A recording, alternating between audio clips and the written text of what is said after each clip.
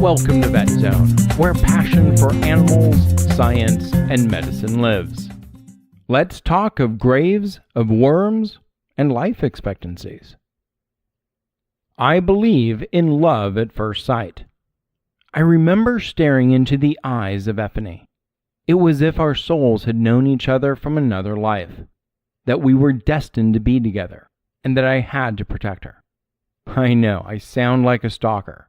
This is honestly how I feel about most of Shakespeare's sonnets.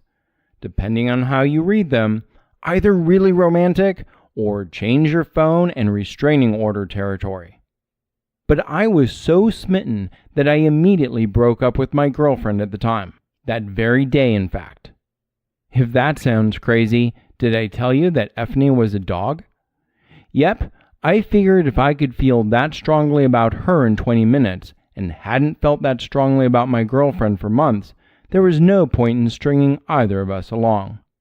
Love is powerful. I suppose delusion is too.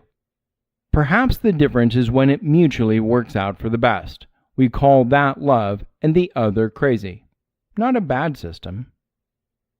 I remember telling Effie that she needed to live at least 30 years. I am grateful for the 12 years that she graced my life, but have always felt that life expectancy for some species should be longer. Selfishly, I want my own to last in Yoda years, like 300 plus. So far, so good, but I may have some delusion here too. Most cats live 20 years with proper care, and Cream Puff holds the record as the longest-lived cat known at 38 years of age.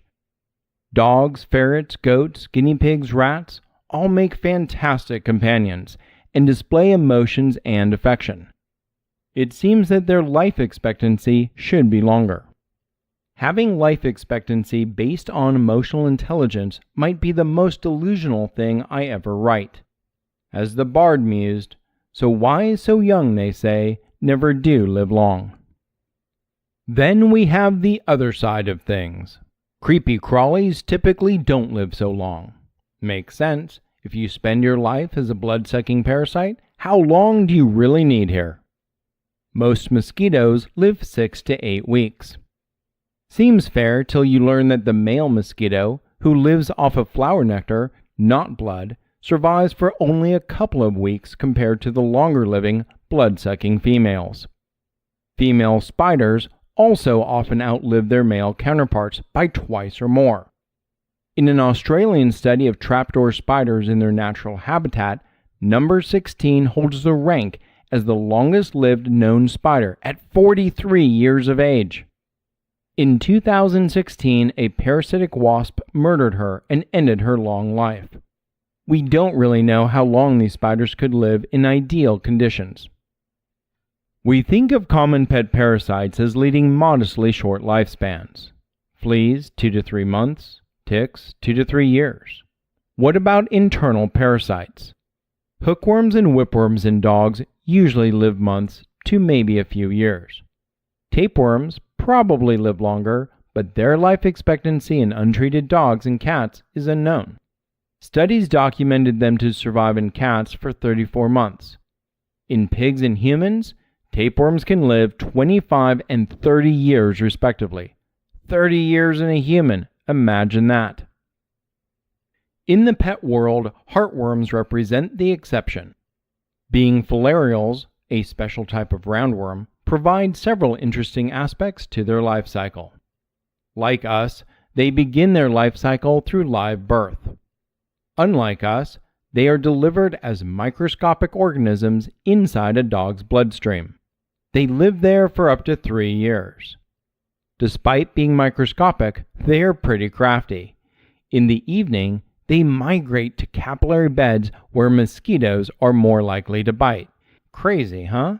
We don't even know how they know or how they accomplish it. But this gives us a very practical tip. When testing the blood for microfilaria, the baby heartworms, the test works best after 5 p.m.